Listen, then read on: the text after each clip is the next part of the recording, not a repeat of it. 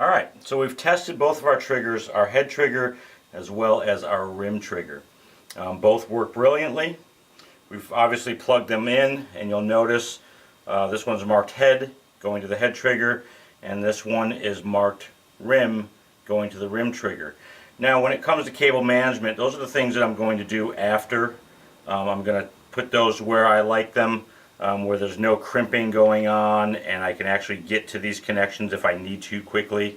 So I'll put one there and one here, and then do the same thing with the rim trigger, just to keep them nice and neat and out of the way, and keep the cables away from one another a little bit, so I'm not getting any re-triggering. Just a little bit. You're not going to get any of that anyway. I just just something that I'm being particular about. Now one last thing. I want to make sure that measurement's correct. We are at 1/8 of an inch. I've already done the measurement here. That's something that you want to check prior to putting the head on.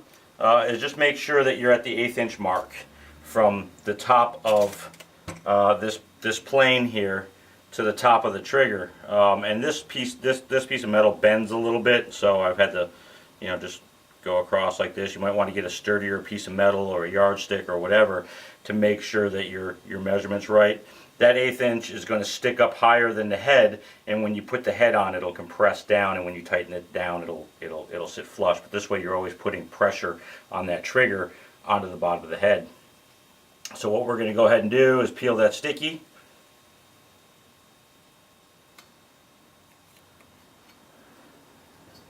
And it's time to put our Pintec mesh head on, which again are very durable, and they give a great, you're not going to get a whole lot of acoustics out of them, which is the point, especially in recording purposes. You're not going to get, or in a rehearsal space, or in even a gig setting, you're not going to get a lot of acoustics bleeding back into the mics. You're going to get a nice tone that's coming right into the board out of your processor, whatever you choose to do. So we're all set. We're all tightened down. I did tighten that. Give that the rim trigger an extra crimp, as well as the 1/4 inch jack. I also tightened it down as well, and you can do that obviously from below if you didn't do that. It's something that you do want to do. I have done it several times.